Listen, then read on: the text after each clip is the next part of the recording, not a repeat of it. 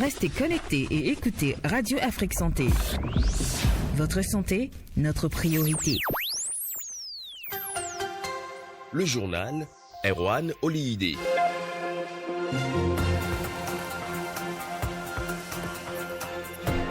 Nous sommes mardi 6 juillet 2023. Bonjour mesdames et messieurs, vous êtes au bon endroit pour vous informer.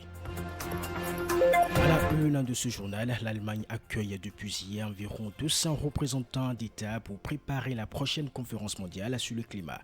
Alors que certains contestent sa légitimité, les priorités du président de la COP28 seront décortiquées. Les pourparlers durent 10 jours.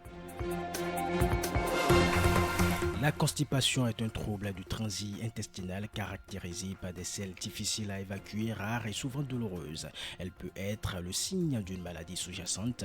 Les détails sur les causes et les manifestations de la constipation sont à suivre en milieu du journal. Dans le dernier tournant de ce journal, nous nous intéressons aux bienfaits nutritionnels du soja. Quelles sont les valeurs nutritives du soja? Comment faut-il le préparer pour éviter d'éventuels problèmes de santé? Éléments de réponse à suivre avec la nutritionniste diététiste Rebecca Sabourin. Voilà pour les principaux titres de l'Info Santé de ce mardi sur votre web radio africaine, toujours en direct du studio Vincent Folly au Bénin. Le développement, c'est après ceci. Actualité oblige, ouvrons ce journal par une note environnement. La 28e conférence des parties sur le climat de l'ONU COP28 se déroulera du 30 novembre au 12 décembre 2023 à Dubaï. À 6 mois de la COP28, les représentants de près de 200 pays se réunissent en Allemagne depuis hier et jusqu'au 15 juin prochain. Les débats s'annoncent houleux puisque les défenseurs de l'environnement s'inquiètent que cette COP ne soit qu'une rencontre de plus. Et c'est ce que vous nous dites, Nawala Kobi. La COP28 qui aura lieu dans 6 mois à Dubaï, aux Émirats arabes unis, est censée être l'un des sommets les plus décisifs dans la lutte contre le changement climatique. En prélude à cette rencontre internationale, les négociateurs du monde entier se retrouvent pour 2 semaines de sessions de travail intermédiaires. Mais il s'agit d'une réunion technique et non politique. Plus que jamais, cette session préparatoire va être observée à la loupe par les ONG, comme les scientifiques ou les élus de par le monde.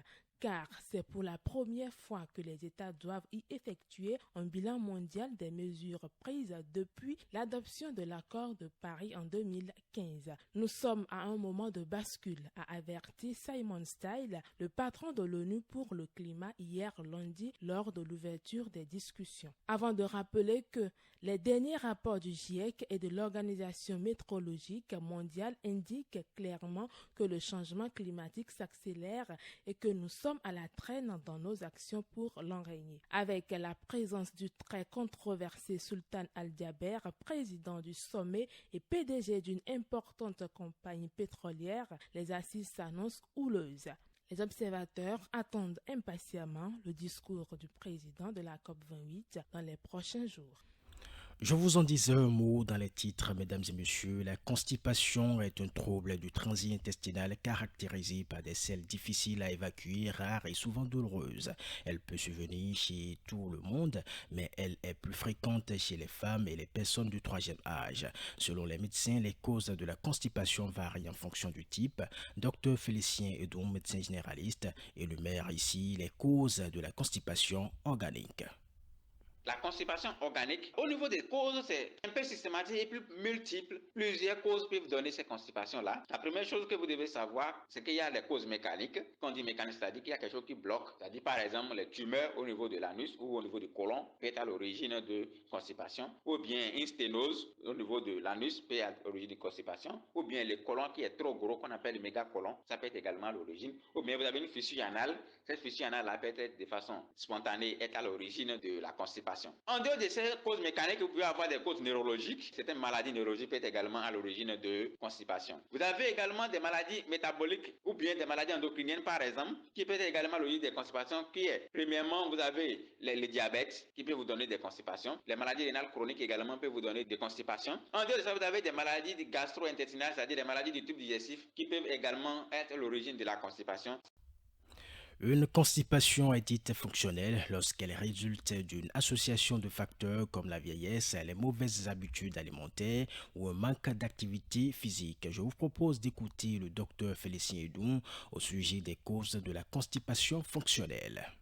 Les constipations fonctionnelles, généralement, c'est des facteurs de risque qui peuvent amener ces genres de constipation. Et parmi ces genres de facteurs de risque, nous retrouvons des causes physiologiques. Par exemple, la vieillesse. La vieillesse peut s'accompagner des épisodes de constipation. La période d'inactivité, que les gens ne font pas des activités, ne se mouvoient pas, ils sont tout le temps en position immobile, ça peut également amener de constipation. Vous pouvez avoir également une dépression. Les gens qui sont déprimés également, ça peut avoir des impacts comme constipation. Et il y a également les faibles apports, c'est-à-dire les gens qui n'arrivent pas à bien consommer, à bien manger, avec un faible revenu, ces genres de situations parfois aussi peut amener de la constipation. Il y a également l'automédication, certains médicaments, quand vous prenez, vous ne faites pas attention, ça peut provoquer de la constipation. Il y a également l'abus sexuel, les gens qui ont été abusés sexuellement, surtout par la sodomie par exemple, ça peut être de façon psychologique créer une constipation à cette dernière. Ou également, vous avez un cas particulier qui est le sexe féminin. Les études ont prouvé que le sexe féminin fait plus de constipation que le sexe masculin.